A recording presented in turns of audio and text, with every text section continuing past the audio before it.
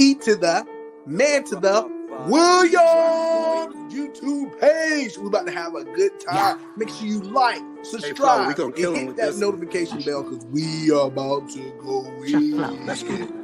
We go hard, hard, hard, hard, hard, hard, hard. We play hard, hard, hard, hard, hard, hard, hard. Watch us grind, grind, grind, grind, grind, grind, grind. It's our time, time, time, time, time, time, time. Let's get hot. Shine, shine, shine.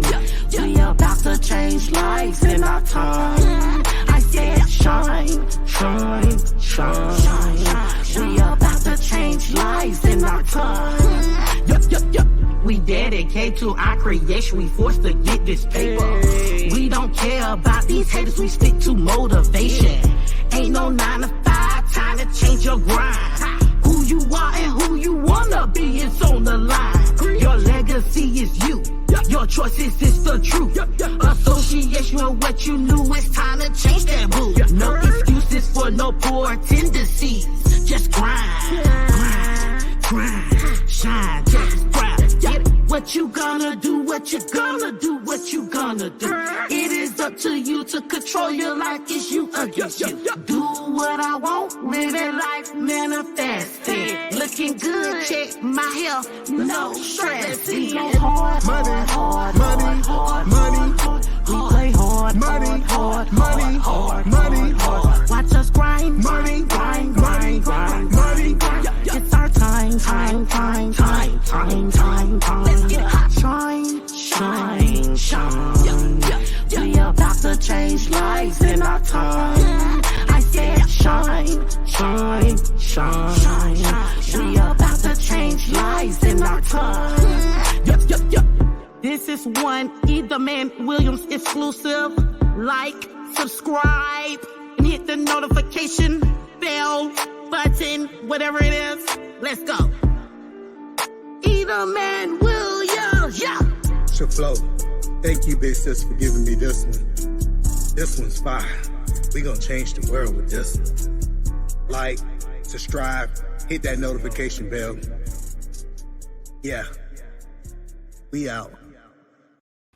Hey guys, how y'all guys doing today? It's ETheManWilliams from ETheManWilliams.com. I definitely want to have this conversation. I think I want to definitely. I was having a conversation with one of the guys that I'm coaching, and he asked me about a video that Dave Ramsey put out. And I said, hey, you know what? I'm going to look over it.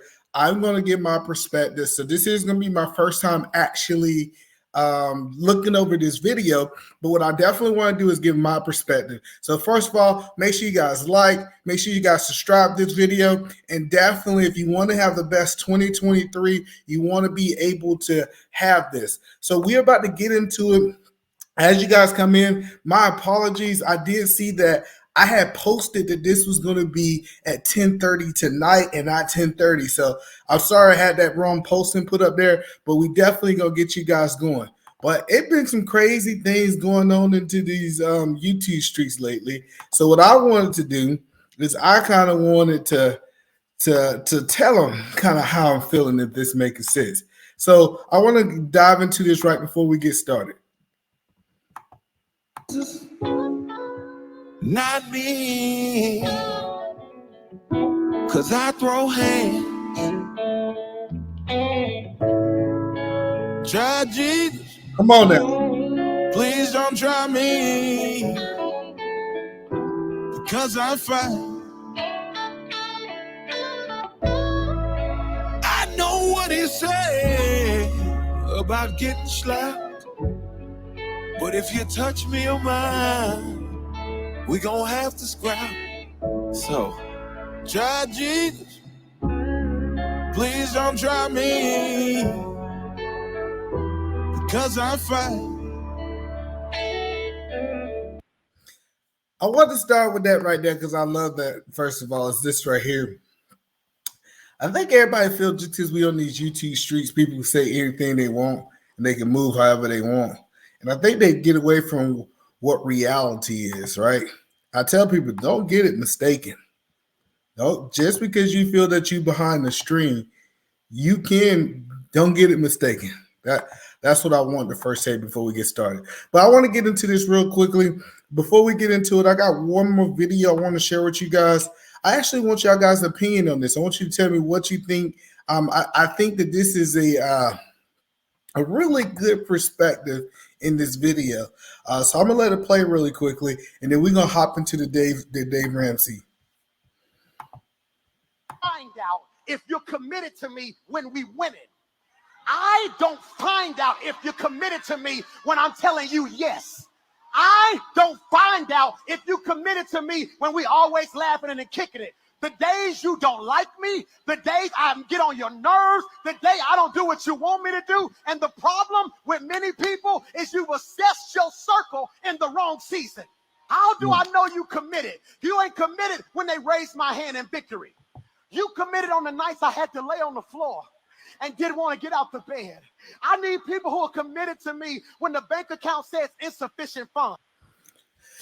I think it's easy to say that somebody's on my team when we're winning, when everything is going good, when you got all the bugs actually tuned out. I think it's easy to say that these people are on your team then. The question that I ask you guys is, what happened when you're down? What happened when you're not actually, in my opinion, winning the way that you want to, that you're working twice as hard, but you're not getting kind of the results that you need? And so the reason that I want to have this conversation with you guys this morning is something really, really simple. I wanted to be able to ask you guys, when are you evaluating your circle? Are you only evaluating them while you up? Because everybody support people when they're up. Are you only evaluating your circle when you're winning? Everybody want to be on the winners teams. I had a chance to looking at football, a little football this weekend. And I said, it's easy when you win the game. But how's that tough conversation? Who actually got that tough conversation with you when you're not winning the game? So I wanted to share that with you guys, because I think we really got to be able to understand the people that surround us that's in our circle, right? So let's get into this Dave Ramsey video, because I'm definitely excited about doing this video right here, because I think that we have to start making sure we are prepared successfully for 2023. So as we jump into it really quickly, let's get because you're here, which I'm thankful for. It's because everybody wants to know what to do at the first of the year. That's true too. So we love to talk about, okay, what are things that you can do differently this coming year than maybe you did in the past, according to trends and what's going on in the world. So we're going to walk through 12 things that you guys can do different this year. And last year specifically, 2022 was nuts with just the markets were up and down, inflation, like all this stuff, the housing market. It just felt like a wild year financially. Mm-hmm. Yeah, I believe, before we get into it, when we look back on 2022, and I did a lot of videos on 2022, 2022 have created a lot of fear for a lot of people.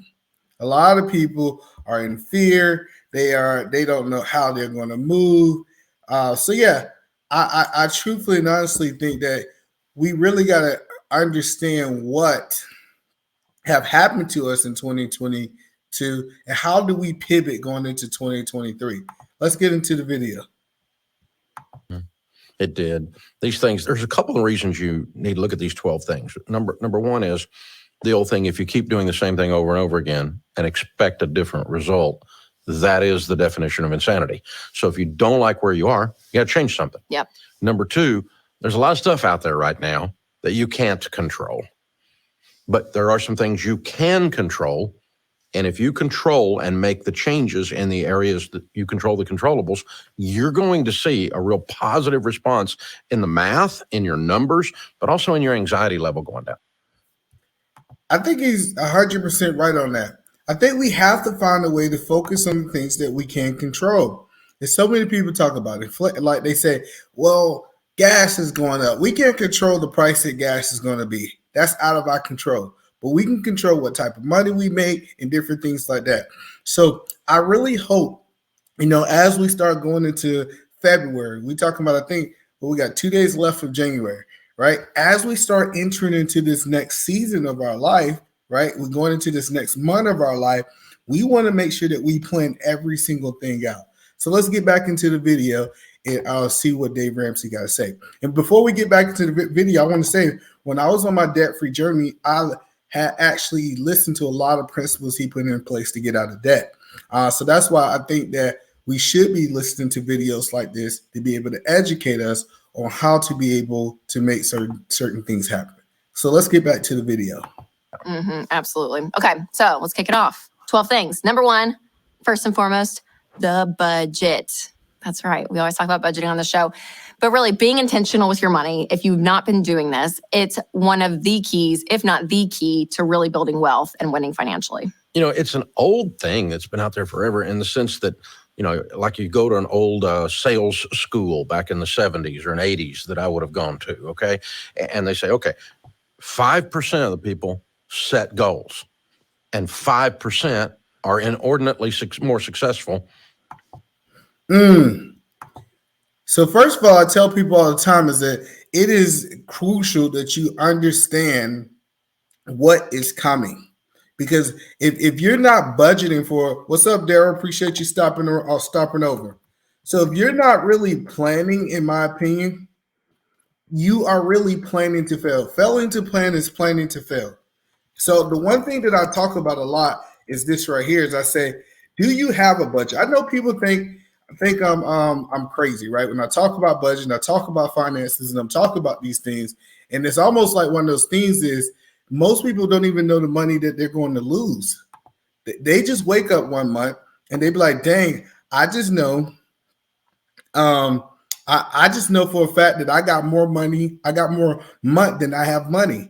And so let's dive into it to see what principles he say about budget In their lives than the other 95%. Well, guess what? 5% of people do a budget. 95% don't. Well, and 5% are inordinately successful with their money. And so this is not something you go, oh, you know, it's just a Ramsey thing, or it's just my grandma said to do a budget, or it's kind of common sense to do a budget. But it actually is financial goal setting for the month. Yep. And it is what the people that win do. It's what winners do. Yeah. So this is the thing that I believe. I believe he's 100% right. We have to mirror the winners, right? You know, people want to be winners, but they want to do it their own way. My mentor used to tell me this all the time. He said, you can be right or you can be rich. Typically, you're not both. And there's so many people, they so quick, they so big on being right, they don't want to put the principles in place to be able to build wealth over time. So that's one thing that I really enjoy about them is they're giving us the principles, and what they're showing is us things that they have did in the past. I got you, brother. Yeah, that's how I got out of debt. My journey to get debt free. I got the book. I read the book. I put some the snowball method in play. That was kind of one of the things I did. Let's get back into the video. If you want to win with money, and you don't really have a choice on this one, you've got to put it on paper on purpose before the month begins. Get your Every Dollar app out. Do that exact same thing where you're giving your money an assignment, because 95% of the public wanders around, has no idea where their money went. And they get to the end of the month and they have too much month left at the end of the money, and stress and anxiety. And they are victims of all the outside influences and problems that we have right now, more so than those who control it. Totally. And that's great that he said this. And the reason I like what he said is this right here. You become a victim if you don't plan. See, I think the biggest problem that I see is a lot of people are impulse buyers, right? They feel that, hey, I got to buy something right now. You know, I want it right now. And they're not planning to be able for success. Don't get me wrong. Now, you become a multimillionaire, you still can be broke. Let me say it again. If you are a multimillionaire, you can be a multimillionaire or a millionaire that's broke. Because if you spend everything that's coming out, if you're spending more money than you're making, you still will not have money. So this doesn't make it, this principle of budget, it doesn't matter if you make $100,000, $500,000, or $50,000. The biggest principle is, how do I make sure that I plan at any income level, I still can be successful? Let's get back into the video. Totally. And we hear all the time, you guys, that when you actually live on purpose with your money and you do a budget and you know where it's going, it does not feel like this restrictive, like, oh my gosh, I have to live cheap and it's not fun and all of this. That's how it's painted to feel. But after a while, when it becomes a habit in your life, it's actually such freedom because you're like, okay, I'm controlling what I can control, which is my income. And I have the ability to like have a say over my life versus everything just happening to me, like what you were saying. It's like, no, you actually have a plan and you're putting actions to your money, to your hard-earned money as well. So quickly, a zero-based budget is what we teach. It's your income for the month minus all of your expenses, including giving and saving, should equal zero. So, all right, so what she's talking about, we look at this from a business aspect, right? She's talking about balance in the books, right? Every dollar being accountable for, right? I can tell you right now, the times that you're having that you're not accounting for your time, typically it's the time that you're not accounting for your money, right? She said it's okay to be able to buy clothes. It's okay to be able to put all these different things into your budget. But as when it becomes, once it's in your budget, it makes sense for you to be able to track and you know that it's going to that before the month starts. So I think they're giving absolutely great advice. Let's get back to the video. go download every dollar. It's like he said, because there's great tutorials on that. But honestly, make it a habit of being intentional with where your money's going. It gives you peace and it is your choice. Mm-hmm. No one tells you what you have to put on the paper. You decide and you are now in control. It's an old 90s word. You are empowered. The budget empowers you. Mm-hmm. It's overworked, overused word, but we want to empower people. But that's what the budget does. It gives you power. You are empowered over the subject that is such a debilitating, shame-inducing subject. Yeah. Absolutely, but give such peace and clarity. All right, number 2, budget for inflation. So inflation is something that we've done this 3 years. Okay, so let's kick it off. I'll do that. Your hard-earned money.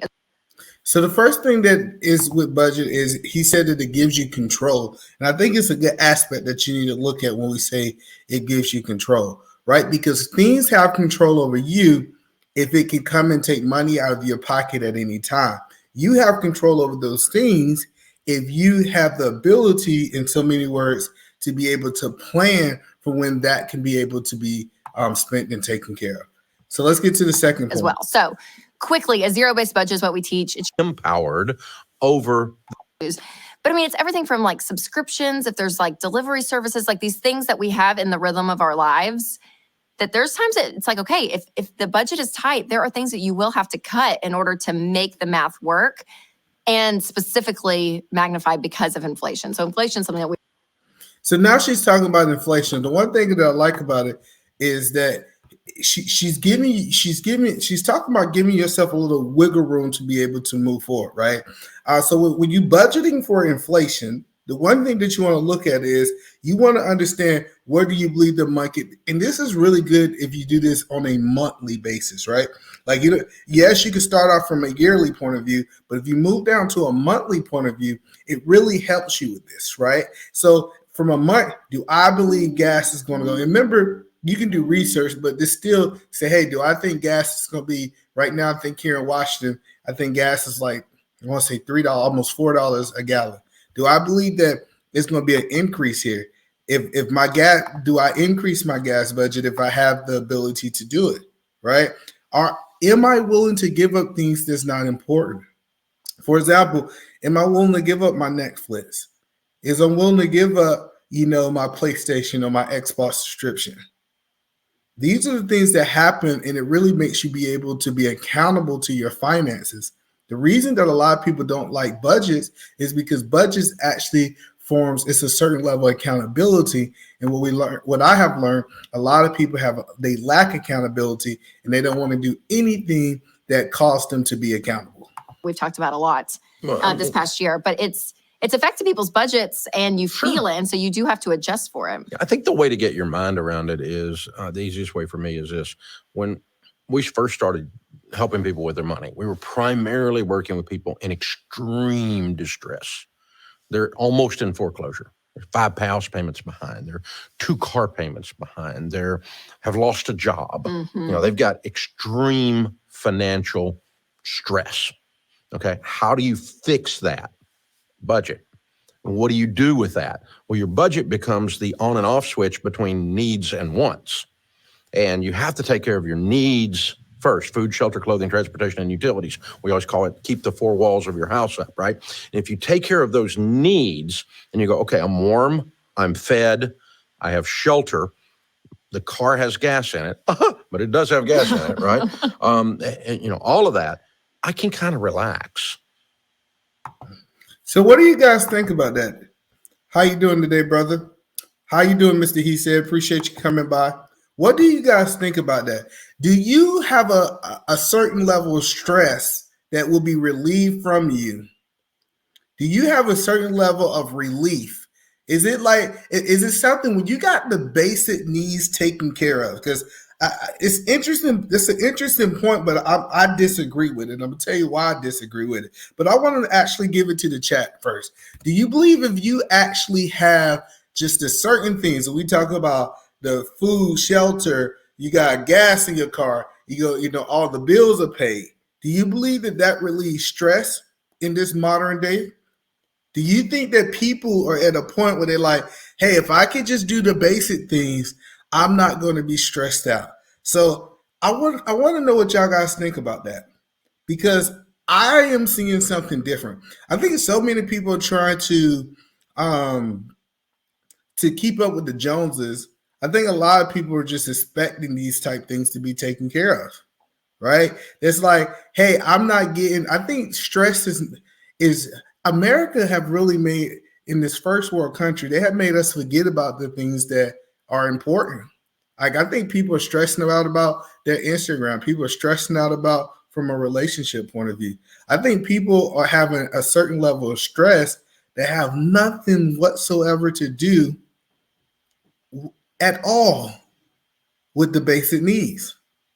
But I can see his point that if I did have to worry about all the things of life and paying the bills and different things like that, that can be added stress on top of stress. So the question is this right here. If all your bills taken care of, do you feel that you good? Do you feel like the stress of the world is lifted off your shoulders? Can you be in a situation that you can relax? Do you guys agree with Dave Ramsey? Because I'm not going to be homeless. I'm not going to be. Then I can look at the wants and go, well, this is a monopoly game, and it's not going so well on the wants. Yeah, I got to cut some stuff out. So, but if you try to just pile in there, food as opposed to Netflix, one's a necessity and one's a want. And then you go, your brain just starts to explode with anxiety, with stress, and you start to be overwhelmed. And then you start screaming at the TV and at the politicians to get this fixed because you're now a victim of the thing. But when you take control of the necessities, it allows your body, as Dr. John Deloney would say, to relax. Yep, absolutely. And your shoulders to drop. And then the rest of it is like, well, this sucks, but I can still work. So this might apply for some people, but I agree. I agree right here. My guy says this right here. He says, I do not believe that it will relieve the stress. And this is exactly what I was saying earlier. I just think that our lives in first world countries are so complex. We expect to eat. Let me tell you, even people on food stamps, like food stamp Section 8, these type people, they're not worried about eating for the most part, unless they're misstewarding the food stamp, selling their food stamp for 50 cents on the dollar, unless they're doing something like that. Hey, young lady, how you doing? Appreciate you coming by. Or if they're in a situation, in my opinion, I think that our stress is not really from a need. Like if we go to a third world country, maybe they're in a situation where they're thinking about it.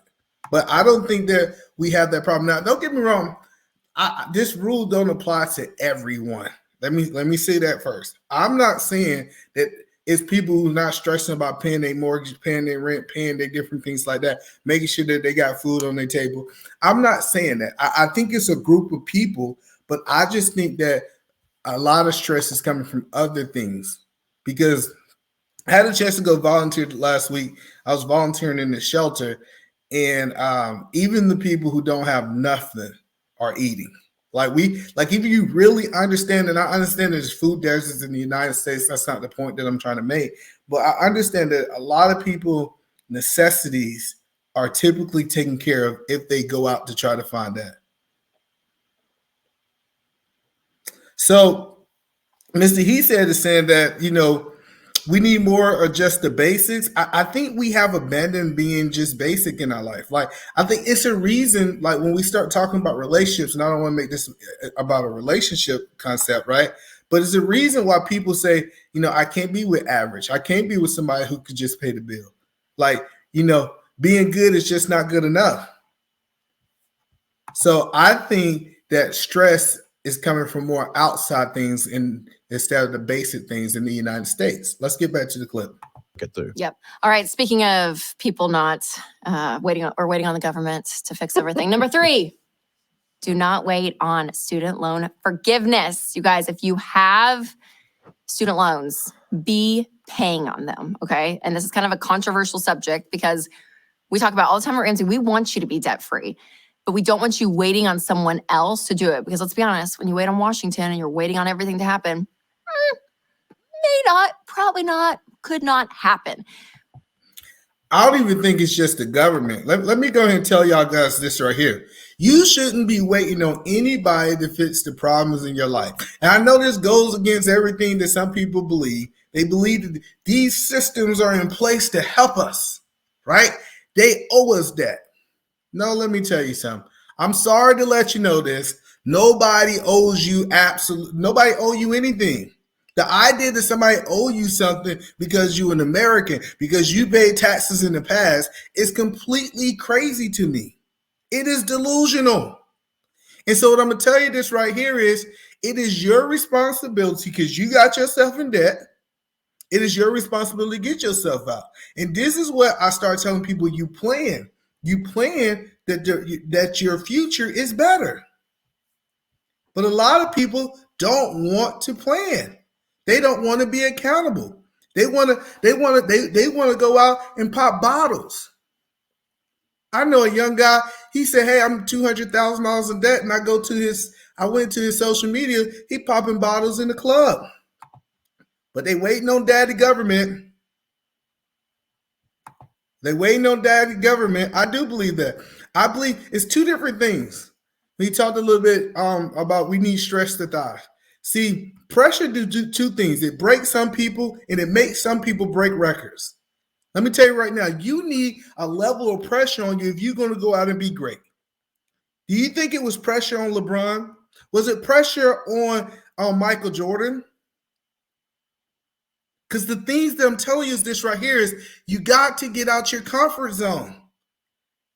Your comfort zone is like artificial grass. It looks good, but nothing grows there. I know nobody telling you that you can be great. I'm telling you, if you put in the work, you can go out and be able to accomplish things that you never thought you was able to accomplish before.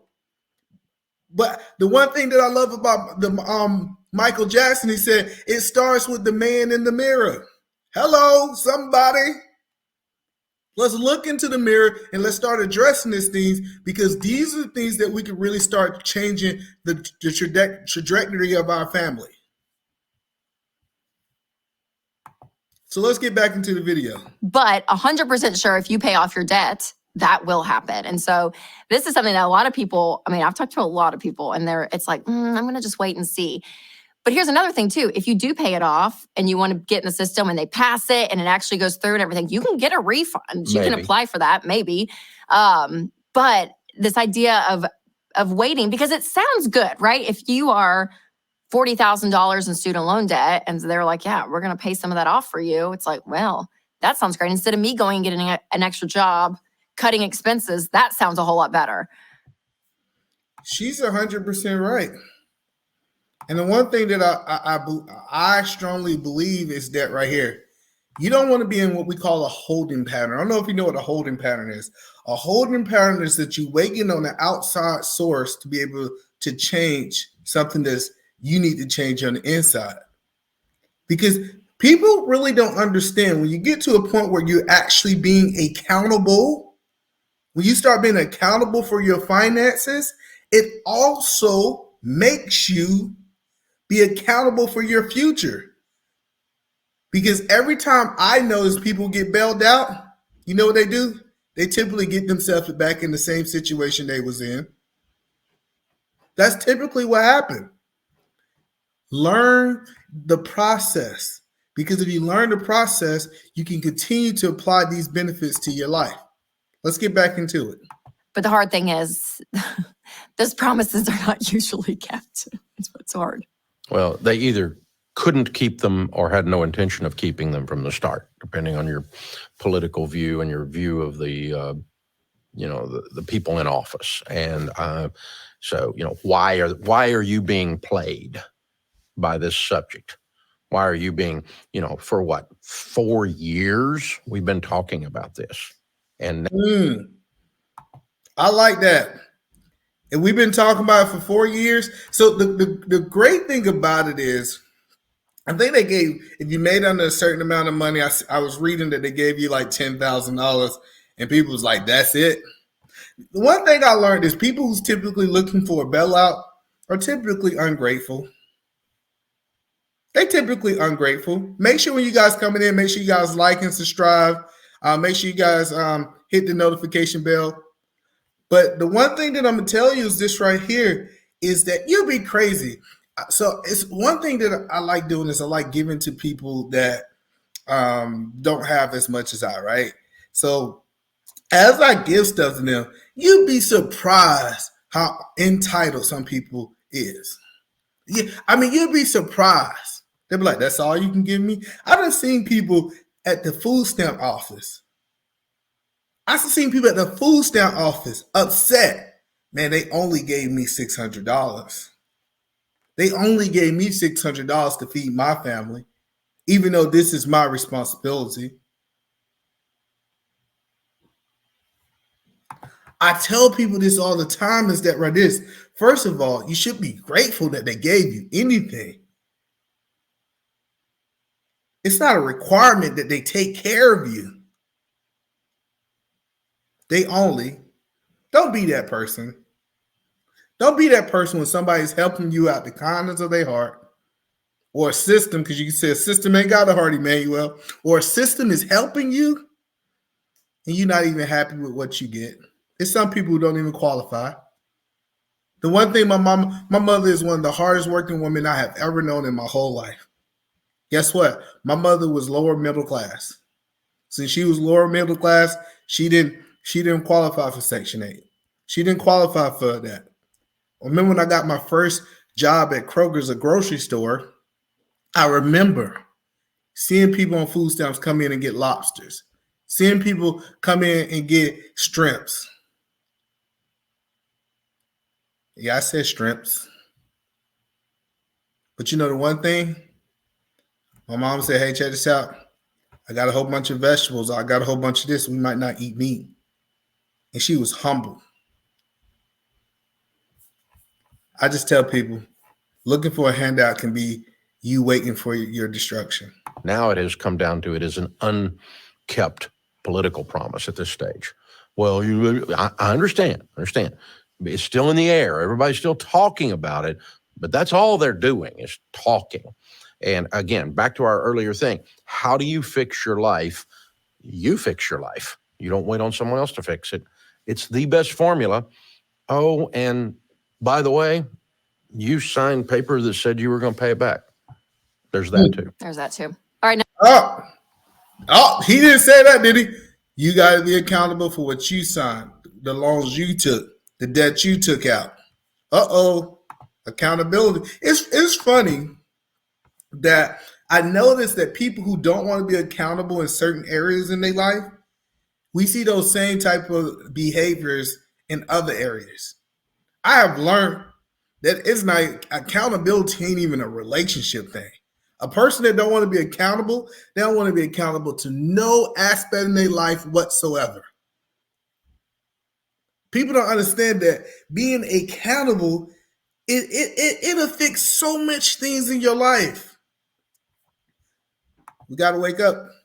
People got to wake up. Number 4, pay off your debts. We're talking about student loan debt, but we're going to talk about all the debts. So being debt free, I feel like that's one of the cornerstones of Ramsey Solutions. It's one of the things that I feel like we're known for the most. But you guys, when you have the ability to pay off your debts, when you work the plan and you don't have payments, we say it on the show all the time, but the freedom that comes with that, not just the financial freedom, but also the emotional freedom, the spiritual freedom. There is so much that is unleashed when you don't owe anyone anything.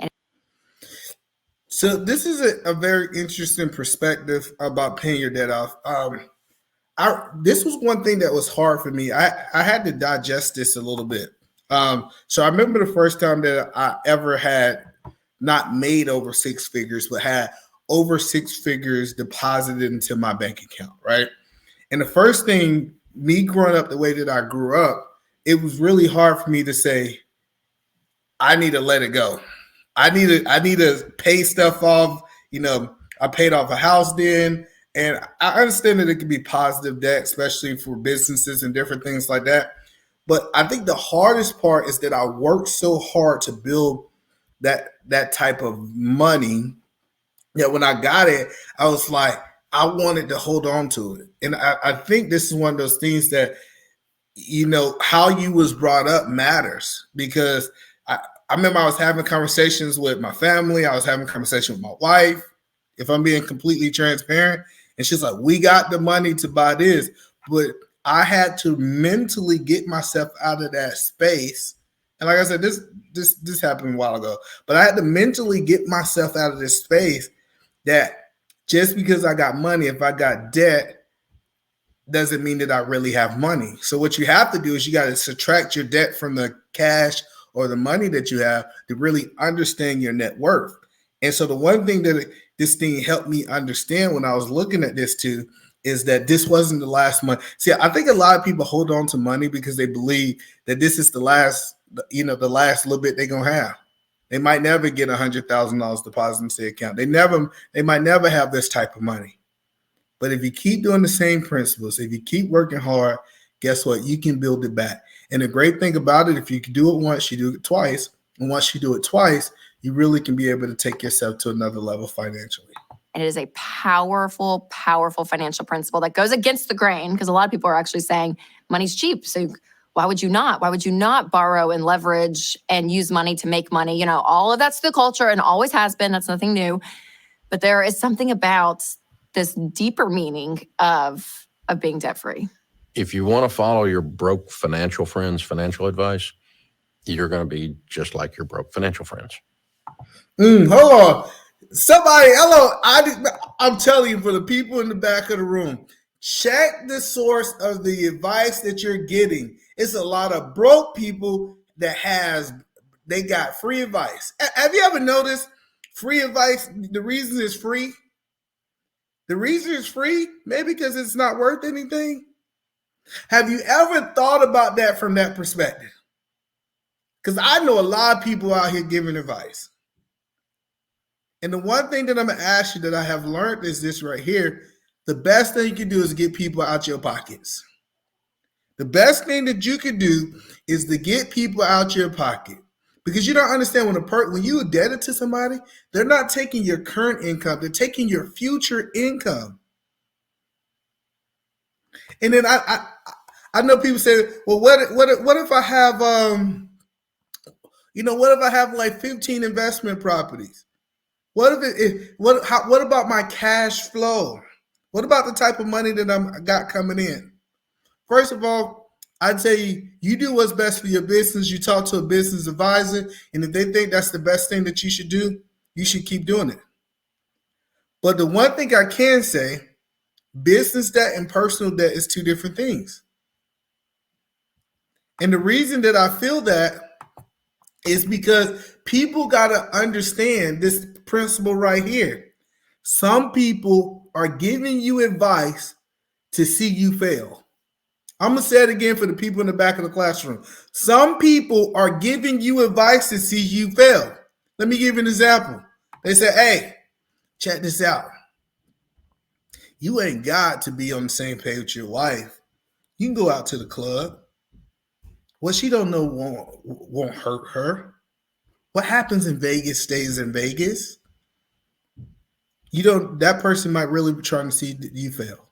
They really don't have it. And so these principles that people talk about in relationships also apply in marriage. I got some people that's really close to me. And guess what? They're not married. And people say you can learn from everybody. I'm not willing to learn from anybody. It's the difference. People say you can learn from anybody. I am not willing to learn from anybody. And the reason is I need to know that you have some fruit on the tree. I need to know that you're not pulling this advice out of nowhere.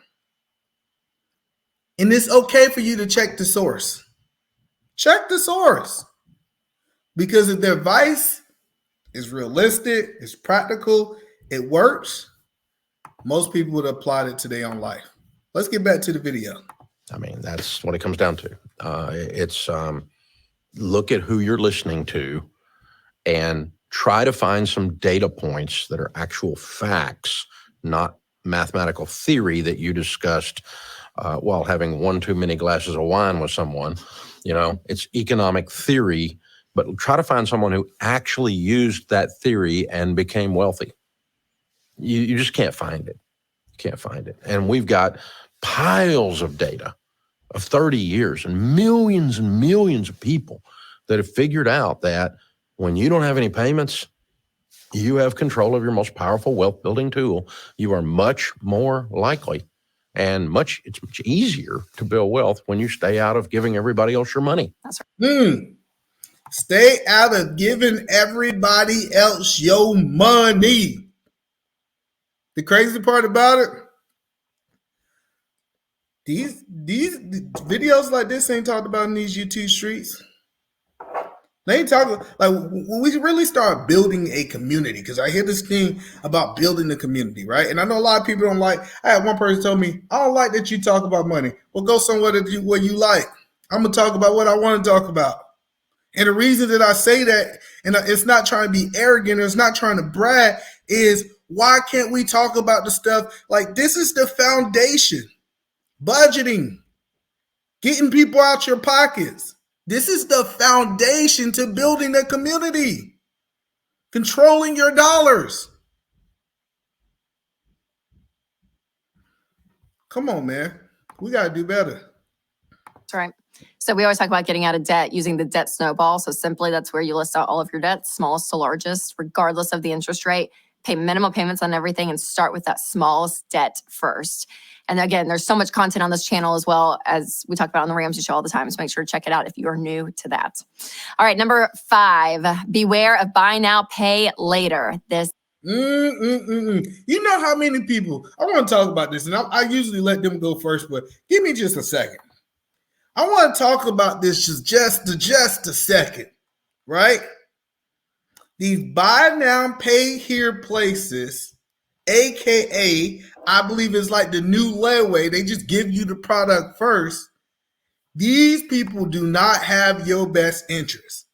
I know people who financed their Christmas in 2021 and they still making payments. Don't get caught up slipping. You deserve, let me tell you this right here. Let's back up a little bit. If you can't afford it, that is a sign. Your finances are speaking to you. See, a lot of people, finances are speaking to them, and they just not listening.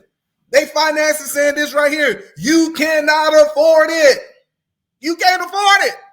But it's like, nah, you know what I'm saying? I'm going to do one of these little programs. I'm doing one of these programs. They told me this right here. They told me I ain't got to make payments. I ain't got to make payment for 90 days. Oh, but I get 90 days worth of interest. They told me that it's only 65% interest. It's only 70% interest. You know what they get you, though? You ain't got to pay nothing right now. Go ahead and take it home. Go ahead and break it. Go ahead and fall in love with it. Because when you do all those things, we got you. If you can't afford it, don't buy it. This is everywhere.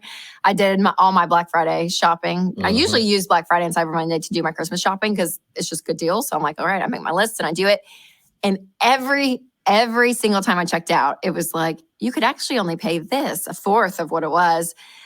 And I'm like, oh my gosh. So I want to say something about what she just said. Check this out. People believe that the best time to shop is Black Friday. Let me tell you the best time to shop. Check this out. Check this out. I'm going to put y'all up on game. The best time to shop is January 30th. Really, January 15th, about February 15th. See, this is what happened. People done bought all this stuff that they could not afford. That light bill due. That phone bill due. Go down to your local pawn shop. They get full right now. Right before everybody getting their taxes. The two, I think the best times to buy, right after Christmas. And another time to buy, right after people get their taxes. It's a reason pawn shops have been in business forever. Hey man, you pay $500 for this TV? I give you $85. Man, I need gas in my car, man. All right, man, I go ahead and sell it for $85. I'm telling you straight up. The best time to buy, especially when you're talking about electronics. You want to get all the Black Friday sales for half off? It's at your local pawn shop right now. Go down to your local pawn shop, and I can guarantee you, you're going to have everything there. It is wild, though, the psychology that they use, being able to show you a number, because it's even where they place it when you check out. You're like, oh, I see what you're doing Afterpay. I see what you're doing. Comparing your bill to that and how it's like, oh, yeah, well, that's so easy. That's so easy. And people are doing it. Buy now, pay later users have increased by 56% just in the last year. So people love the 4 payment method versus the 100% payment method. And it's, for an old guy like me, an old boomer, it's kind of humorous that people act like this is something new. You know, your mom and I were moving, as you know, we sold our house and we're cleaning out a whole bunch of junk. And I found the newspaper from the early 1970s when Richard Nixon resigned. Oh, wow. Look at you keeping archives. Yeah, who knew? Oh, my gosh. But what gosh. was very interesting was not the article on that, but was flipping through. And these ancient ads for cars, ancient ads for, clothing at Castronauts, which is a store that's been gone for. So what he's saying in so many words is that basically they have found ways to just repackage something that's already existed. My grandfather, before he died, used to always say that. He said, there's nothing new under the sun. Like, and that's kind of what I tell people. My grandpa told me, he said, check this out. I know y'all think y'all got some new hoes, but back in my day, we had them same hoes. The difference is we didn't give them light. We didn't give them light that they have today. We made them feel bad for being hoes. And when my grandpa told me that, I believe that principle also happens in everything, in advertisement and all these things. They might package it different. That's the one thing that I love about Apple. Apple come out with this same phone. Then what they do is they're going to package it different. They might add some internal things, but it's the same thing. That's the same thing. And the difference is you had to see it reading a newspaper back in the day. Now what you can do is you can literally see it. You can literally see it at checkout. I'd rather pay $25 than $100. But in reality, you're going to pay $300. Let's get back to the video. 1,000 years, right? This kind of thing. And it's the exact same verbiage. Easy payments. Quick, easy payments. Just come down. We'll take care of you. No down payment. It's the exact, it's the exact same thing. Yeah. You're like, Klarna is not new. It's just got a weird name. It's just not new. And online. And 78% of millennials who use Afterpay missed a payment. And it's everywhere, you guys. And it's kind of really, it's absurd, really, when you look at it. If you kind of back up from it, you go, this is just very childish. I mean, like, I bought a little T-shirt with a funny saying about golf on it. It was $9. And it pops up. Do you want 4 payments on a $9 shirt? Oh, my gosh. You probably don't need a buy a golf shirt. Oh my God. It's not. It's I need everywhere. payments on $9. 4 easy payments. Oh God. But the key is it doesn't typically cost you $9. That now that company, see, the actual finance company to finance these products, they are actually making money not on the people who pay it off in the 30-day time frame. It's the person who paid the minimum payment. You know what credit card companies love is somebody who's going to pay the minimum payment. They don't want nobody who's going to get all the benefits. They don't want nobody who's going to pay. For example, I have an airline card and we use it every month. We pay it off every month. They don't like people like me. They feel like they're being used. They're not making no interest off me. They want to make interest off people. They want to make interest off people who's willing to do the minimum. The people who got minimum type mindsets. It's everywhere. It's everywhere. And that just tells you the absurdity of how far these companies have gone and how far they've lost their minds. Yeah. So be aware, you guys, because what ends up happening is they get you in to get that lower payment. And then you feel like, oh, well, I can spend more now because I can spend that. And then I'll just have to make it. And so the whole thing, it's debt. It causes you to spend more. Not a good plan. So avoid Afterpay. All right. Number 6, along those same lines, just pay attention this year to your online spending habits. Mine are not great. Let's be honest. You know, things like Amazon and being able to get to things quickly, it creates an environment where I'm like, oh, it's so easy. There's no friction. So it's interesting that she talks about this